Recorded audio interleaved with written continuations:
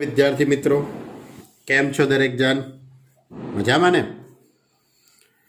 દરેક વિદ્યાર્થીએ સ્વાધ્યાય 9.3ની અંદર આપણે 1થી તે 27 દાખલાનો અભ્યાસ કરેલો. એ બધા જ દાખલા દરેક વિદ્યાર્થીએ ખૂબ શાંતિથી જોયા હશે, પ્રેક્ટિસ કરી હશે એવી હું આશા રાખું. અને કોઈ પણ વિદ્યાર્થીને કંઈ ખ્યાલ ન આવે તો એ લોકો મને કહી શકે છે. હવે આપણે આજે આગળના દાખલા તરફ પ્રયાણ કરીએ. કઈ મેથડ છે એ તો તમને બધાને યાદ જ હશે કે સમ ગુણોત્તર શ્રેણી. શું છે? સમ ગુણોત્તર શ્રેણી. તો એનું એનમું પદ શોધવાનું સૂત્ર Tn બરાબર a ઇન્ટુ r⁻n-1. Sn નું સૂત્ર a into r⁻n-1 upon r-1. અને બીજું સૂત્ર a into 1 r⁻n upon 1 r. બંનેમાં આરની કિંમત એક કરતાં નાની, એકબીજામાં એક કરતાં મોટી, એ રીતે. તો આની પર આધારિત અને એ સિવાય આપણે સમ ગુણોત્તર મધ્યક વિશે વાત કરેલી કે કોઈ પણ બે સંખ્યાની વચ્ચે 5 સમગુણોત્તર મધ્યક મૂકવા હોય કે 3 સમગુણોત્તર મધ્યક મૂકવા હોય તો પહેલાં આપણે આર શોધવા પડે. આર શોધવાનું સૂત્ર b/a⁻1/n.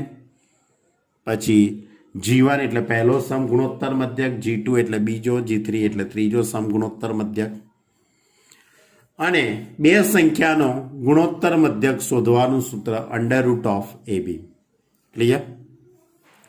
તો આ બધી વાતો આપણે સ્વાધ્યાય 9.3ની અંદર ખૂબ જ સારી રીતે સમજ્યા છે. હવે આપણે એનાથી આગળ 28મા દાખલાની વાત તમારી જોડે કરું બાળકો. બે સંખ્યાઓનો સરવાળો તેમના સમગુણોત્તર મધ્યક કરતાં 6 ગણો હોય તો બતાવો કે સંખ્યાઓનો ગુણોત્તર 3 + 2√2 જેમ 3 - 2√2 હોય. અમે રકમ વાંચી છે, તમે ચોપડીમાં વાંચી લેજો. બે સંખ્યાઓનો સરવાળો, તો હું ધારી લઉં, ધારો કે બે સંખ્યાઓ a અને b છે. ધારો કે બે સંખ્યાઓ a અને b છે. આ બે સંખ્યાનો સરવાળો તેમના સમગુણોત્તર મધ્યકથી 6 ગણો છે. એટલે સરવાળો બરાબર 6 ઇન્ટુ સમગુણોત્તર મધ્યક. સરવાળો એટલે a + b, બે સંખ્યાઓનો સરવાળો a + b. સમગુણોત્તર મધ્યક એટલે √ab, એટલે 6 √ab.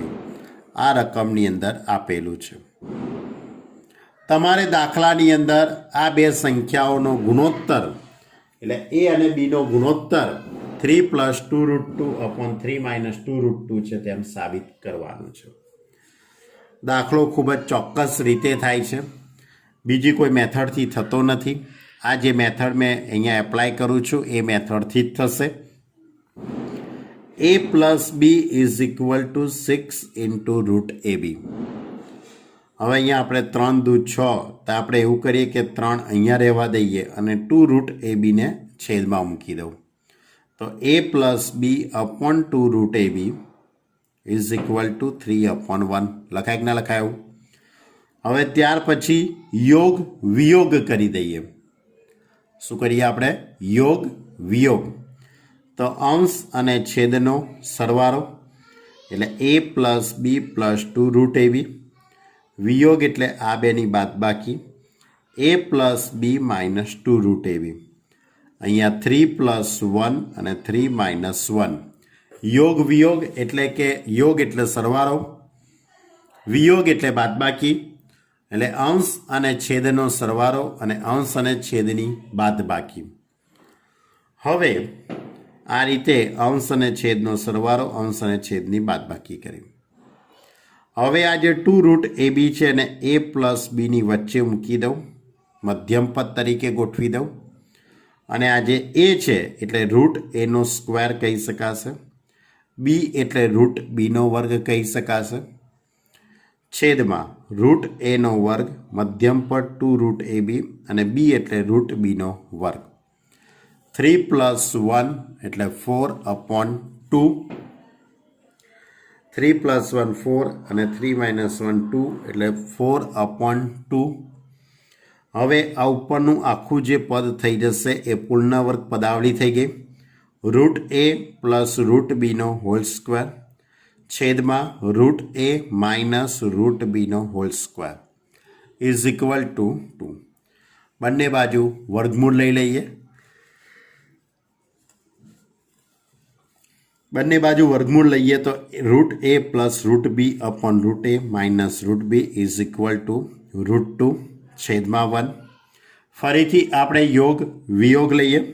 અંશ પ્લસ છેદ root a plus root B plus root a minus root B છેદમાં root a plus root B minus root a plus root બી.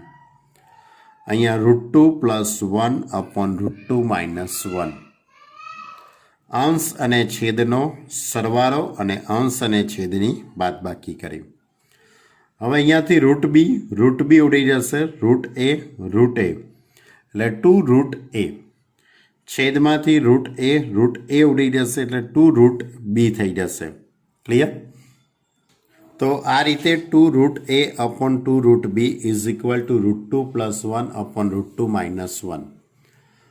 હવે 2 ઉડી જશે એટલે root a upon root B. Root દૂર કરવા માટે બંને બાજુ આપણે વર્ગ કરી દઈએ. તો વર્ગ કરીએ તો અહીંયા રૂટ 2 પ્લસ 1નો વર્ગ અને રૂટ 2 માઇનસ 1નો વર્ગ. a upon B root 2 plus 1નો હોલ સ્ક્વેર એટલે 2 પ્લસ 2 રૂટ 2 અને 1નો વર્ગ 1.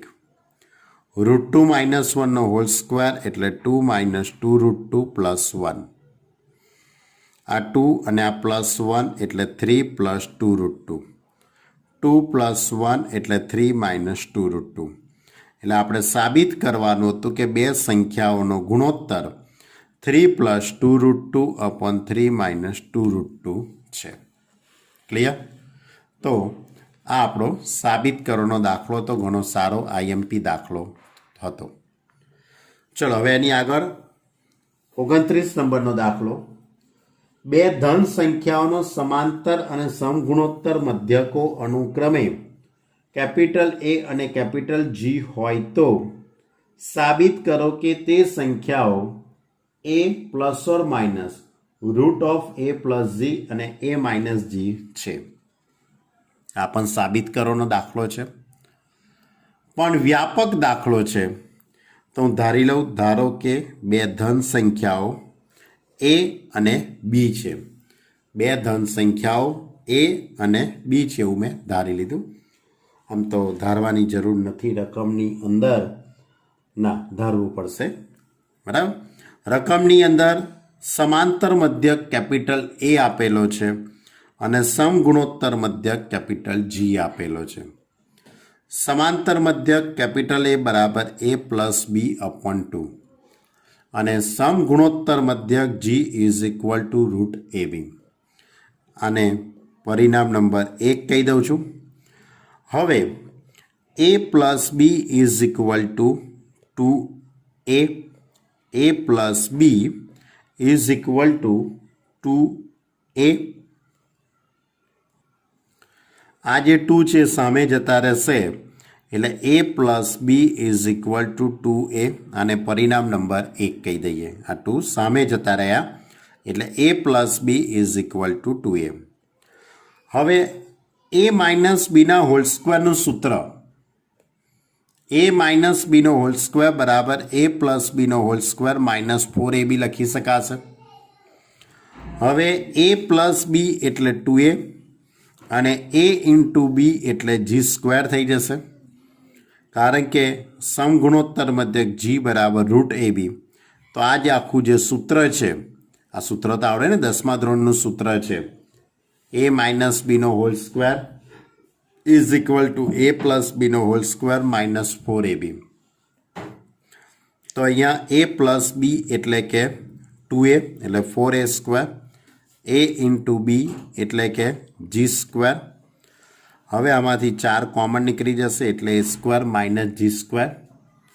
આની બંને બાજુ વર્ગમૂળ લઈ લઈએ એટલે a minus B is equal to plus or minus 2 under root a square minus g square. આને પરિણામ નંબર 2 કહી દઉં.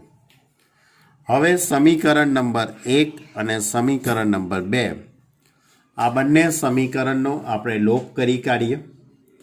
તેનો લોપ કરીએ તો બી ઉડી જશે. સ્મોલ એ એટલે કે 2a is equal to 2a plus or minus 2 under root a square minus g square. હવે આખા પદમાંથી આપણે 2 કોમન કાઢી લઈશું. બરાબર, આખા પદમાંથી 2 કોમન એટલે a is equal two capital A plus or minus under root a square minus g square. એટલે એક સંખ્યા આવી ગઈ સ્મોલ a. તમને ખ્યાલ આવે છે ને, લોપ કર્યો છે. a પ્લસ બી બરાબર 2a અને a minus B is equal to plus or minus 2 under root a square minus g square. તો આ બેનો લોપ કરે એટલે બી ઉડી જાય એટલે a plus a 2a is equal to 2a 2 under root a square minus g square. અને આખા પદમાંથી 2 કોમન એટલે કે a is equal two capital A plus or minus under root a square minus g square. હવે આ એની કિંમત આપણે કોઈ પણ એક સમીકરણમાં મૂકી દઈશું, સમીકરણ નંબર 1 અથવા તો સમીકરણ નંબર 2માં. પણ હું સમીકરણ નંબર 1માં મૂકવું એ ઘણું સહેલું પડશે એટલે મેં સમીકરણ નંબર 1નો ઉપયોગ કરેલો છે.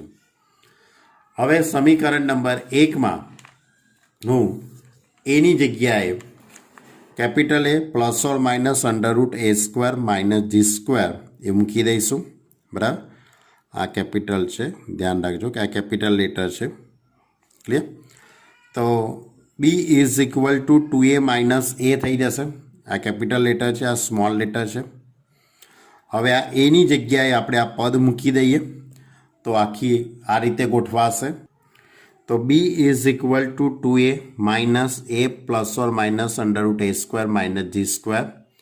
તો આ માઇનસ અંદર જતા રહેશે, આ પ્લસ ઓર માઇનસ એનું માઇનસ પ્લસ થઈ જશે અને 2aમાંથી એ બાદ કરી કાઢીએ એટલે a થઈ જશે.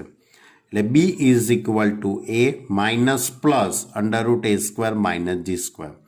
એટલે બે ધન સંખ્યાઓ, એક પ્લસ હશે તો બીજી માઇનસ હશે અને એક માઇનસ હશે તો બીજી પ્લસ હશે. તો આ રીતે a plus or minus under root of a square minus g square થાય. ક્લિયર? તો આ પણ એક સારો એવો સાબિત કરવાનો દાખલો હતો સ્વાધ્યાય 9.3નો. હવે એના પછીનો દાખલો એક વ્યવહારિક દાખલો છે. બરાબર, કે આ રીતે છે. રકમ તમે ચોપડીમાં વાંચી લો, તમારી જોડે ચોપડી છે જ. બરાબર, હું રકમ વાંચું છું, ધ્યાનથી સાંભળો. બેક્ટેરિયાના ઉછેરમાં તેની સંખ્યા દર કલાકે બમણી થાય છે.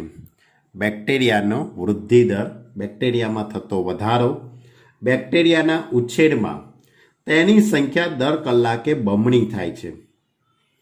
જો શરૂઆતમાં બેક્ટેરિયાની સંખ્યા 30 હોય તો 2 કલાક, 4 કલાક અને એનમા કલાકે બેક્ટેરિયાની સંખ્યા શોધો. ક્લિયર? ખ્યાલ આવ્યો? શરૂઆતમાં બેક્ટેરિયાની સંખ્યા 30, તો 2 કલાક, 4 કલાક અને એનમા કલાકે બેક્ટેરિયાની સંખ્યા કેટલી થાય? તો શરૂઆતમાં બેક્ટેરિયાની સંખ્યા 30 છે. હવે શું થાય છે? દર કલાકે એટલે પહેલા કલાકે, આ શરૂઆતની પરિસ્થિતિ છે, 1 કલાક પૂરો થઈ ગયો.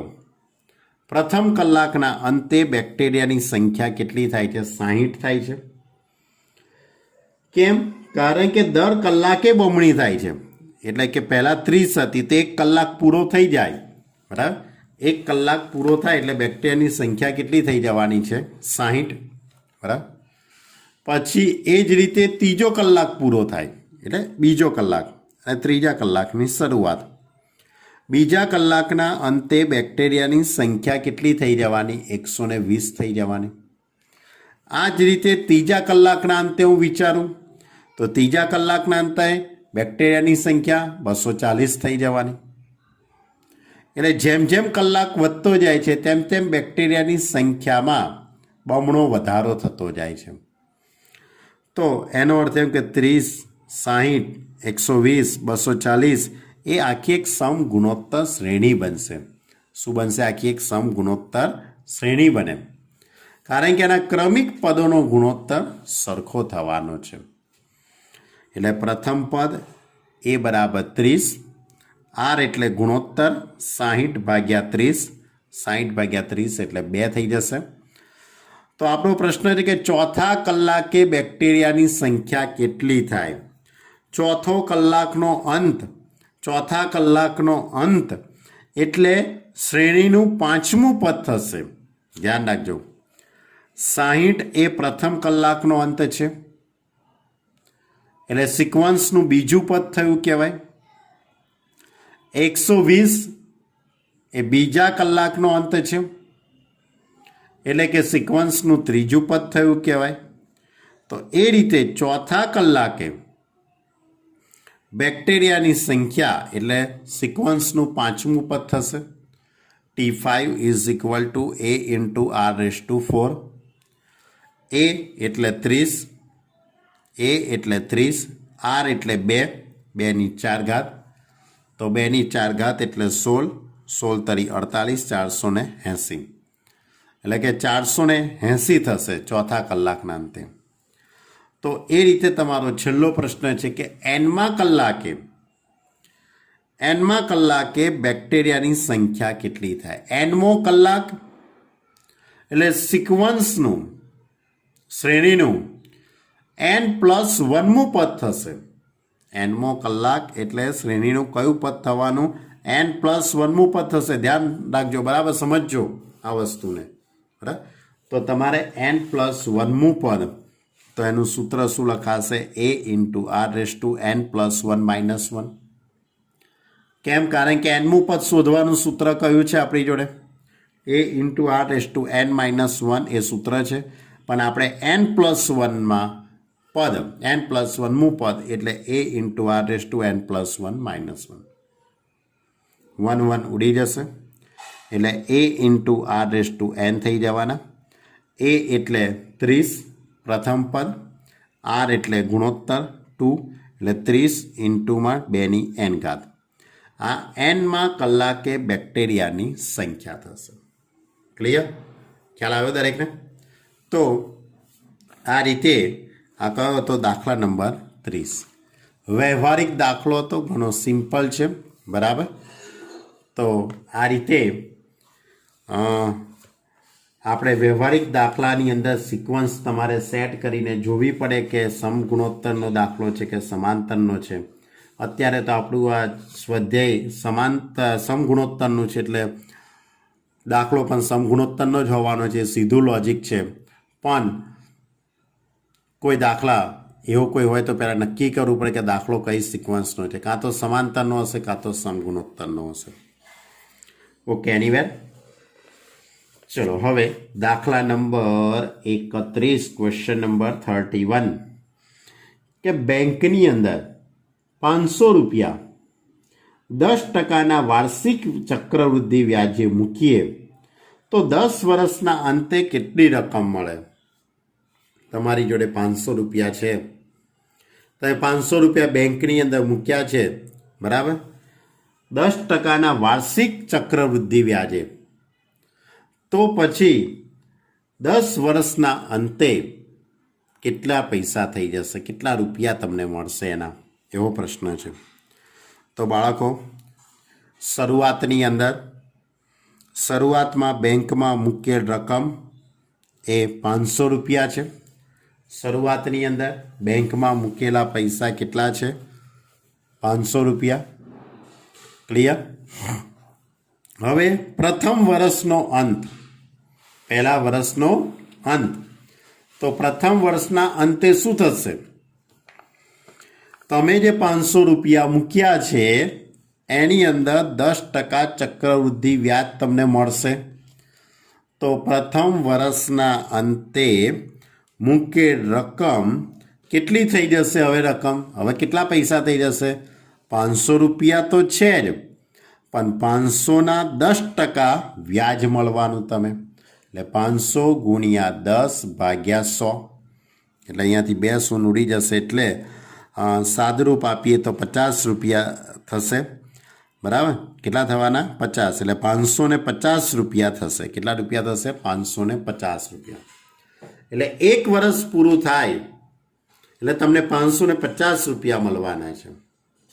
હવે બીજા વર્ષનો અંત, બીજા વર્ષના અંતે શું થશે? 550 રૂપિયા હતા, આ 550ના 10% તમને વ્યાજ મળવાનું, એટલે 0 ઉડી જશે, એટલે 55 રૂપિયા. એટલે 550 અને વત્તા 55 રૂપિયા વ્યાજ, તો 605 રૂપિયા તમને મળશે. તો આ રીતે ત્રીજા વર્ષના અંતે, આ રીતે ચોથા વર્ષના અંતે તમને 10% વ્યાજ મળતું જશે. તો આપણો પ્રશ્ન એવો છે દાખલાની અંદર કે 10મા વર્ષના અંતે 10 વર્ષ પૂરા થાય ત્યારે તમારી જોડે કેટલા પૈસા થઈ ગયા હશે, બેંકની અંદર કેટલા પૈસા જમા થયા હશે, એવો પ્રશ્ન છે. તો બાળકો, એ આમ પહેલાં તો આપણે આખી એક સિક્વન્સ બની ગઈ, તમારે જોવું હોય તો જોઈ શકાય. સમગુણોત્તર શ્રેણી બની જશે આખી. જો પહેલું પદ 500 રૂપિયા, પ્રથમ વર્ષનો અંત એ શ્રેણીનું બીજું પદ થશે. પ્રથમ વર્ષનો અંત એટલે સિક્વન્સનું બીજું પદ 550. ત્યાર પછી 605 એ બીજા વર્ષનો અંત છે, એ સિક્વન્સનું ત્રીજું પદ થશે. એટલે આમ 500, 550, 605 એ સમગુણોત્તર શ્રેણી બને છે. એટલે કે પ્રથમ પદ એ બરાબર 500 રૂપિયા, સામાન્ય ગુણોત્તર 550 ભાગ્યા 500, એટલે કે 11/10 થઈ જશે. એ આર આવશે, દરેકનો ગુણોત્તર સરખો છે. હવે તમારો પ્રશ્ન છે, પ્રશ્ન એવો છે કે 10 વર્ષના અંતે, તો 10 વર્ષનો અંત એટલે 11મું પદ થશે, સિક્વન્સનું 11મું પદ થશે. ધ્યાન રાખજો, બરાબર? કારણ કે બીજા વર્ષનો અંત લઈએ છીએ તો બીજા વર્ષનો અંત એ સિક્વન્સનું ત્રીજું પદ થાય છે. તો એ જ રીતે 10મા વર્ષને તમને જે પૈસા મળશે સિક્વન્સનું 11મું પદ થશે, બરાબર? એટલે T11 બરાબર T11 is equal to A into R⁻10. A એટલે 500, R એટલે 11/10^10, એટલે 500 ઇન્ટુ 1.1^10. ક્લિયર? એટલે કે 10મા વર્ષનો અંત એટલે 11મું પદ થયું એમ કહેવાશે. ઓકે, ખ્યાલ આવે દરેકને? તો આ પણ એક બહુ સ્ટાન્ડર્ડ દાખલો હતો. બંને દાખલા વ્યવહારિક દાખલા હતા. હજુ પણ એક નાનકડો એવો દાખલો છે. જો એના પછીનો જે દાખલો છે એની રકમ કંઈક આ રીતે છે. જો દ્વિઘાત સમીકરણના બીજોના સમાંતર અને સમગુણોત્તર મધ્યક અનુક્રમે 8 અને 5 હોય તો તે દ્વિઘાત સમીકરણ મેળવો. બરાબર? જો દ્વિઘાત સમીકરણના બીજોનો સમાંતર અને સમગુણોત્તર મધ્યક, એટલે કે ધારો કે દ્વિઘાત સમીકરણના બે બીજ આલ્ફા અને બીટા છે. દ્વિઘાત સમીકરણના બે બીજ કયા છે? આલ્ફા અને બીટા. એમનો સમાંતર મધ્યક રકમની અંદર આપેલો છે. સમાંતર મધ્યક એટલે alpha plus beta upon 2 is equal two 8 આપેલા છે. સમાંતર મધ્યક કેટલો આપેલો છે? 8. એટલે alpha plus beta upon 2 is equal two 8. એટલે alpha plus beta is equal two 8 દુ 16. હવે એમનો સમગુણોત્તર મધ્યક રકમની અંદર 5 આપેલો છે. એટલે under root of alpha beta is equal two 5. એટલે alpha beta is equal two 25. હવે આલ્ફા અને બીટા બીજ ધરાવતું દ્વિઘાત સમીકરણ શોધવા માટેનું આ એક સૂત્ર છે. કદાચ તમે 10મા ધોરણની અંદર જોયું હોય તો, ન ખ્યાલ હોય તો આજથી યાદ રાખજો કે જો તમને બીજ આપેલા હોય, બીજ ઉપરથી દ્વિઘાત સમીકરણની રચના કરવી હોય આલ્ફા અને બીટા બીજ ધરાવતા દ્વિઘાત સમીકરણ શોધવાનું સૂત્ર x² - alpha plus beta into x plus alpha beta is equal two 0. આ સૂત્ર છે. આ સૂત્રની અંદર તમે આલ્ફા પ્લસ બીટા એટલે 16 અને alpha into beta is equal two 25, એટલે અહીંયા આલ્ફા ઇન્ટુ બીટાની જગ્યાએ 25, એટલે x² - 16x plus 25 is equal two 0. Clear? તો આ થયો દાખલા નંબર 32. ઘણો નાનકડો એવો દાખલો હતો. તો વિદ્યાર્થી મિત્રો, આ આપણું સ્વાધ્યાય 9.3ને આપણે પૂર્ણ કર્યું. હવે આપણે ચેપ્ટરની અંદર આગળ વધવાનું છે. ચેપ્ટર ઘણું લાંબુ છે, થોડીક ધીરજ રાખવી પડશે, પણ દાખલા ઘણા સહેલા છે. આખા ચેપ્ટરમાં અમુક જ દાખલા એવા ઓકવર્ડ છે, ખાલી બધું સાદુરૂપ જ છે. હવે આપણો એના પછીનો ટોપિક સ્વાધ્યાય 9.4 માટેનો ટોપિક છે કે પ્રાકૃતિક સંખ્યાનો સરવાળો. પ્રથમ n પ્રાકૃતિક સંખ્યાનો સરવાળો શોધવા માટેનું સૂત્ર. તો 3 સૂત્રો યાદ રાખવાના છે. એમાંનું સૌથી પહેલું 1 + 2 + 3 અપ ટુ n. 1 થી તે n સુધીની પ્રાકૃતિક સંખ્યાઓનો સરવાળો એટલે કે સિગ્મા. આ સંકેત છે એનો. Sigma k is equal to 1 to n k. આ સિક્વન્સ જે આખી લખેલી છે એને દર્શાવવા માટેનો આ સંકેત છે. Sigma k is equal to 1 to n k. અને એનું સૂત્ર છે n into n plus 1 by 2. કયું સૂત્ર છે? n into n plus 1 by 2. પ્રથમ n પ્રાકૃતિક સંખ્યાનો સરવાળો શોધવાનો. ત્યાર પછી પ્રથમ n પ્રાકૃતિક સંખ્યાના વર્ગોનો સરવાળો. 1નો વર્ગ, 2નો વર્ગ, 3નો વર્ગ, 4નો વર્ગ, 5નો વર્ગ અપ ટુ nનો વર્ગ. તો sigma k². k is equal to 1 to n. તો સિગ્મા k²નું સૂત્ર થશે n into n plus 1 2n plus 1 upon 6. આને સિગ્મા n²નું પણ સૂત્ર કહી શકાય છે, પણ આપણે આ પ્રકારના સંકેતનો ઉપયોગ કર્યો છે. Sigma k is equal to 1 to n k². n into n plus 1 2n plus 1 upon 6. ત્રીજું સૂત્ર 1 થી તે n સુધીના ઘનનો સરવાળો. 1નો ઘન, 2નો ઘન, 3નો ઘન, 4નો ઘન, 5નો ઘન અપ ટુ nનો ઘન શોધવાનું સૂત્ર n² ઇન્ટુ n પ્લસ 1નો હોલ સ્ક્વેર અપોન 4. અને sigma k is equal to 1 to n k³. Clear? Sigma k is equal to 1 to n k³. તો આ 3 સૂત્રો થયા. આ સૂત્રો પર આધારિત હવે આપણું સ્વાધ્યાય 9.4 છે. સ્વાધ્યાય 9.4ના જે દાખલા છે ઘણા સહેલા છે. ખાલી શરૂઆતના પહેલું સ્ટેપ જ સમજવાનું છે, બાકી બધું આવડે એવું જ છે. ક્લિયર? તો સિગ્માના કેટલીક વાતો પણ હું તમારી જોડે કરી દઉં, કારણ કે સિગ્મા આમ તો તમને આવડે જ છે. સમેશન એટલે n સંખ્યાઓનો સરવાળો. બરાબર? બીજી પણ એક વસ્તુ ધ્યાન રાખજો કે 1 + 1 + 1 + 1 n વખત હોય તો આપણે એને સિગ્મા 1 પણ બતાવીએ છીએ ને. સિગ્મા 1 એટલે કે એનો જવાબ n થાય છે. એટલે આ પણ તમારી જો નોલેજ હોવું જોઈએ.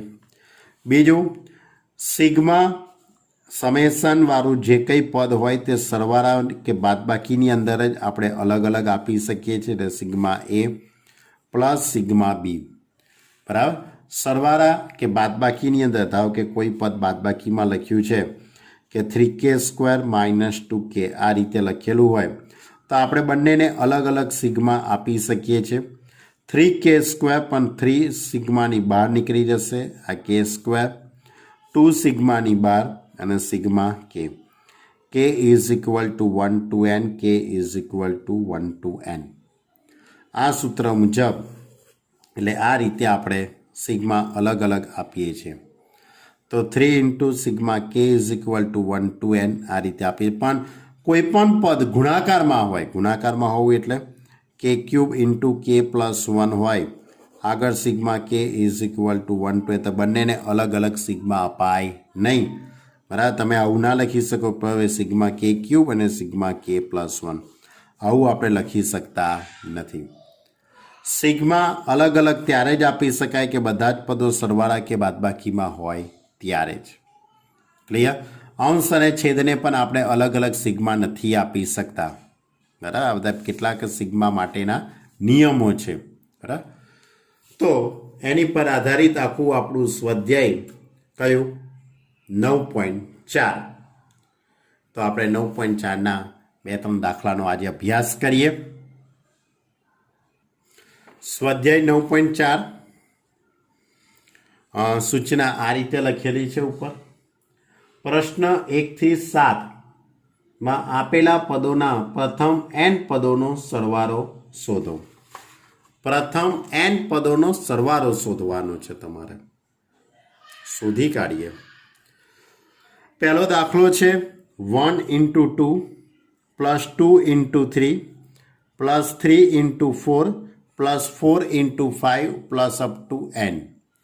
આ n પદોનો તમારે સરવાળો શોધવાનો છે. તો સૌથી પહેલું તો કામ આપણે એ કરીશું કે આ જે કંઈ સિક્વન્સ આપેલી છે એ સમાંતર કે સમગુણોત્તર હશે. આમ તો સમાંતરના જ દાખલા હશે બધા.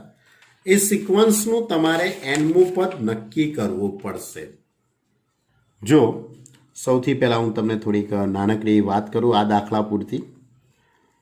પહેલો દાખલો છે 1 into 2 plus 2 into 3 plus 3 into 4 plus 4 into 5 plus dash dash dash dash dash n પદ સુધી. એટલે તો પહેલાં તમારે nમું પદ શોધવાનું છે.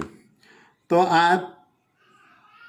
આ સિક્વન્સનું પહેલું પદ આ થયું કહેવાય, આ એનું બીજું પદ, આ એનું ત્રીજું પદ, આ એનું ચોથું પદ. તો તમારે આ સિક્વન્સની દરેક પદમાંથી પહેલું પદ પહેલાં લેવાનું. કયું પદ લેવાનું? ખાલી પહેલું પદ. તો 1 2 3 4. જોજો હું શું કરું છું, બધા જ પદોનું પહેલું પદ. તો 1 2 3 4. બરાબર, અને બધા જ પદોનું બીજું પદ. તો બીજું પદ કયું છે? 2. આનું 3, આનું 4. તો 2 3 4 5 એ રીતે દરેકનું બીજું પદ લખી કાઢ્યું મેં અને દરેકનું પહેલું પદ. આ રીતે અલગ કરીને તમારે nમું પદ નક્કી કરવાનું. પહેલાં કયું પદ નક્કી કરીશું? nમું પદ. તો 1 into 2 into 3 into 4. તો આનું nમું પદ કયું થઈ જવાનું? Tn is equal to n થઈ જવાનું.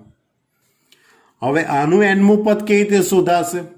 તો આનું nમું પદ શોધવા માટે આ સમાંતર શ્રેણી થઈ ગઈ. તમે જોઈ લો, એક એકનો તફાવત છે. એટલે આનું પહેલું પદ a is equal to 2. d એટલે સામાન્ય તફાવત, 3 ઓછા 2 એટલે 1. હવે આપણી જોડે tnનું સૂત્ર છે. tn is equal to a plus n minus 1 into d. આ સૂત્રની અંદર તમે કિંમત મૂકી દો. a એટલે 2, n minus 1 into 1. તો 2 plus n minus 1 તો is equal to n plus 1. તો આ nમું પદ થયું એમ કહેવાશે. એટલે આ n plus 1 અને આ સિક્વન્સનું n.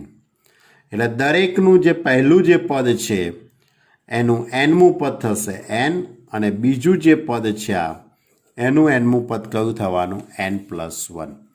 તો એની ઉપરથી આખી જે સિક્વન્સ છે એનું nમું પદ કયું થયું કહેવાય? n into n plus 1. કયું થયું કહેવાય? n into n plus 1 થયું એમ કહેવાશે. ક્લિયર? તો એ રીતે તમારે સૌથી પહેલાં બંને સિક્વન્સોના એનમાં પદ નક્કી કરવા પડશે. બરાબર, બંને સિક્વન્સના એનમાં પદ મેં નક્કી કર્યા. આ એનમું પદ નક્કી કરવા માટે તમને પરીક્ષાની અંદર મેથડ બતાવો તો પણ ચાલે, ના બતાવો તો પણ ચાલે. બરાબર, આપણો દાખલો તો અહીંથી જ શરૂ થાય છે. આ ઉપરની તો ખાલી તમારી જાણકારી માટે મેં લખ્યું છે. 1 × 2, 2 × 3, 3 × 4 અપ ટુ છેલ્લું જે એનમું પદ છે તે કયું થશે? n × n+1. આ પહેલાં તમારે નક્કી કરવું પડે. એટલે કે હવે એને સિગ્મા તરીકે આપણે બતાવીએ તો summation of k is equal to 1 to n k × k+1. k બરાબર 1 મૂકી દઈએ. તો 1 × 1+1 એટલે 1 × 2. પછી 2 મૂકી દઈએ તો 2 × 2 + 1 3. હવે 3 મૂકી દઈશું તો 3 + 1 એટલે 4. 4 મૂકી દઈએ તો 4 ને 1 5 એટલે 4 × 5. એ રીતે છેલ્લે n મૂકી દઈએ તો n × n+1. તો આ રીતે k is equal to 1 to n k × k+1. kનો અંદર ગુણાકાર કરી દઉં તો k² + k. અંદર શું કર્યો મેં? kનો ગુણાકાર. આ રીતે હવે બંને પદો સરવાળા તરીકે છે એટલે બંનેને અલગ અલગ આપણે સિગ્મા આપી દઈએ. તો sigma k is equal to 1 to n k² plus sigma k is equal to 1 to n k. Sigma k² એટલે સિગ્મા n² નું સૂત્ર આપણે મૂકી દઈએ. તો સિગ્મા n² નું સૂત્ર થશે n × n+1 2n+1/6. Sigma k² એટલે સિગ્મા n² નું સૂત્ર, ધ્યાન રાખજો. ક્લિયર? પછી સિગ્મા k એટલે સિગ્મા n નું સૂત્ર. એનનું સૂત્ર શું થાય? n × n+1/2. ત્યાર પછી હવે આપણે લસા લેવાનો. લસા લીધા પછી કોમન લઈશું અને સાદુરૂપ આપવાનું. આ એના સામાન્ય સ્ટેપ છે. પહેલાં લસા, પછી કોમન લેવા અને સાદુરૂપ આપવું. પહેલાં તો સૂત્રો લખી દેવાના. k² છે તો k² નું સૂત્ર, 3 જ સૂત્રો છે, વધારે કંઈ છે નહીં. k³ આવશે, k³ આવશે, k² આવશે અને k આવશે. બસ, બીજું કંઈ વધારે આવવાનું નથી. ક્લિયર? તો હવે આનો તમે લસા લેશો તો આખા પદનો લસા કેટલો આવશે? છેદમાં 6 અને 2 છે. આ 6 અને આ 2 એટલે લસા કેટલો આવશે? 6. તો n × n+1 2n+1 પ્લસ 6 લસા આવશે એટલે 3 દુ 6 એટલે 3 × n+1. હવે આખા પદમાંથી કોમન શું નીકળી જશે? n × n+1 કોમન નીકળી જશે. આખા પદમાંથી કોમન શું નીકળી જશે? n × n+1. તો બાકી રહેશે 2n+1 + 3. હવે 3 ને 4 એટલે 2n+4. હવે આખા પદમાંથી 2 કોમન નીકળે લઈશું. તો 2 કોમન લઈએ તો અહીંયા 6 છે તો એના 3 થઈ જશે. બરાબર, એટલે n × n+1 n+2/3. ખ્યાલ આવ્યો બાળકો? તો આ રીતે તમને જે કઈ રકમ આપેલી હોય એનું તમારે સૌથી પહેલાં સિક્વન્સને છૂટી પાડો. કારણ કે ગુણાકાર સ્વરૂપે લખેલો હશે. રકમ તમે જુઓ, રકમની અંદર શું છે? ગુણાકાર સ્વરૂપે છે. તો ગુણાકાર સ્વરૂપે લખ્યું કે દરેકનું પહેલું પદ, દરેકનું બીજું પદ. બરાબર, એને પહેલાં પદ છૂટા પાડવા, ત્યાર પછી એનું એનમું પદ શોધવાનું અને એનમું પદ શોધ્યા પછી, બરાબર છે, એનમું પદ શોધ્યા પછી આ રીતે કે સ્વરૂપમાં લખીશું, એટલે કે સિગ્માના સ્વરૂપમાં લખીશું, સમેશનના સ્વરૂપમાં લખીશું અને બધાને અલગ અલગ આપણે સિગ્મા આપી દઈએ. બધાને અલગ અલગ સિગ્મા આપ્યા પછી સૂત્રોનો ઉપયોગ કરવાનો. સૂત્રો તો 3 જ છે, k² નું સૂત્ર, k³ નું સૂત્ર અને kનું સૂત્ર. પછી લસા લેવાનો. અહીંયા જે રીતે મેં 6 લસા લીધો તે લસા લીધા પછી કોમન લઈ લેવાના અને સાદરૂપ. ક્લિયર? કોઈ દાખલાની અંદર અવયવ પડતા હોય તો અવયવ પાડો. આમાં તો કશું પડતું નથી, આમાં તો ડાયરેક્ટ 2n+4 જ આવતું હતું એટલે 2 કોમન નીકળી એટલે ઉડી ગયા. ક્લિયર? ખૂબ જ એવા સહેલા દાખલા છે, કંઈ ગભરાવાની જરૂર છે નહીં. બરાબર? સ્વાધ્યાય 9.4ના દાખલા ભલે થોડાક લાંબા લાગશે પણ ઘણા સહેલા દાખલા છે. બરાબર? અને આગળની કોઈ પણ કોમ્પિટિટિવ જ્યાં એક્ઝામ આપતા હશો, કોમ્પિટિટિવ પરીક્ષા એટલે હું JEE કે ગુજકેટની વાત નથી કરતો, હું JEE કે ગુજકેટની વાત નથી કરતો કે જી એડવાન્સની વાત નથી કરતો. બહારની કોઈ પણ રેલવેની એક્ઝામ આપશો, બેંક્સની એક્ઝામ આપશો કે સ્ટાફ સિલેક્શનની કોઈ પણ એક્ઝામ આપશો, બરાબર, UPSC GPSC આ બધી જ્યારે એક્ઝામ આપશો ત્યારે તમને આ પ્રકારના દાખલાના જાણકારી હશે તો તમને એની અંદર આવતા MCQ તમે સોલ્વ કરી શકશો. બરાબર? આપણી પરીક્ષાની વાત નથી કરતો, આપણી JEE એક્ઝામની વાત નથી કરતો, બહારની કોમ્પિટિટિવ એક્ઝામની વાત કરું છું. બરાબર? તો મિત્રો આ ખૂબ જ સારું એવું સ્વાધ્યાય છે 9.4. દરેક વિદ્યાર્થીને ખ્યાલ આવ્યો હશે પહેલો દાખલો. હવે એના પછીના જે દાખલા છે તે આપણે આવતા લેક્ચરમાં લઈએ. તમે પહેલાં એક જ દાખલો તો વ્યવસ્થિત શાંતિથી સમજો. બરાબર? તો હવે પછીના લેક્ચરની અંદર આપણે સ્વાધ્યાય 9.4ને આગળ લઈ જઈશું. ઓકે વિદ્યાર્થી મિત્રો, બાય.